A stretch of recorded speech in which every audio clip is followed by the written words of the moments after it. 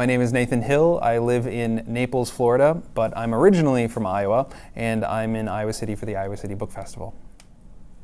I think everybody so far has asked me if I'm working on another book, which strikes me as a good sign, because maybe they want to read a second, which is great. And the answer I give is yes. I'm exploring some material right now, and I'm maybe 50 pages into something that I think is going to be about marriage and authenticity and gentrification and the 90s. I need to be alone in a room with a door that locks. You know, like I've seen writers working at coffee shops, and I don't know how they do it.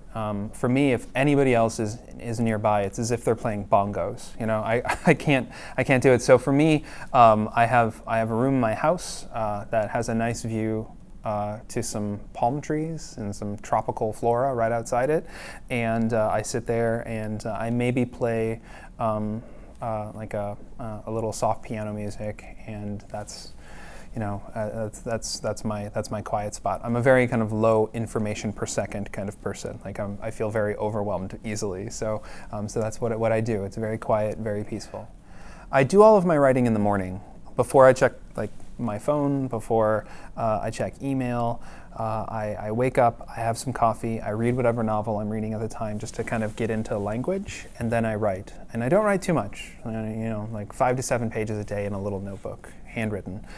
So it's not incredibly daunting. That will take me maybe an hour to 3, depending on how it's going that day.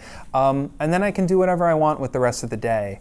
And I find that if I check too much email or if I check the news of the world too much, it's harder to get into writing. And so I try to prioritize that as much as possible. And then I go to sleep, I recharge then, and do the whole thing over again the next morning. Several books, several teachers. The story I love to tell is about the first fiction workshop I had at the University of Massachusetts. I brought in a story that I was pretty proud of. I thought it was, this is good work. This is going to impress all of my new colleagues.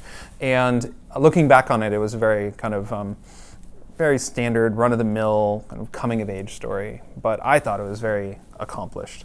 And my teacher in that workshop, an author named Sam Michel, listened to what the entire group had to say, and at the very end of my critique said to me, well, you can do this kind of work if you want to, but you're going to die soon, so you might as well do something that matters. That was his critique of my work, and I was really taken aback and sort of offended at the moment. But man, that has stayed with me. When I start doing something that's kind of I'll think, well, I'm going to die soon, so I might as well do something that matters. Sort of. I use sort of all the time in speech and in writing. I have to cut back on that quite a lot. A word that I really enjoy using is maneuver. I don't know why. I saw it at a museum in Austria once. It was at this museum where they were showing some very fine china that this certain family used, and the phrase that I saw was they would only use this china when they came back from maneuvers. And there's something about that phrase that I was like, I love that word maneuver. So I find myself using it a lot and then cutting it, because you can only use maneuver maybe twice in a book and before it becomes, it starts calling attention to itself.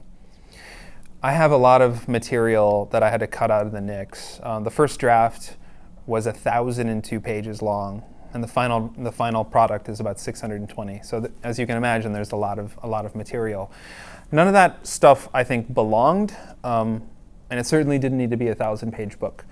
So I'm not sad that it's gone, but I am going to resurrect some of it for the next book. I think there are a couple passages that I really liked, and I can only convince myself to get rid of them if I use them again somewhere else. I don't know if it's spiritual, but it definitely gets me more in touch with myself and with my own emotions and my own confusions. If people use certain spiritual things to do that, then sure, but it doesn't. I feel like a subject presents itself to writing because I'm confused about it, I'm ambivalent about it, I have a love-hate relationship with it, and so I don't really write something when I already know exactly how I feel about it. I write something when I don't know how I feel about it, when it's kind of a mystery to me, and sometimes I embrace the mystery in the writing, which makes it very difficult to answer questions in a Q&A, for example.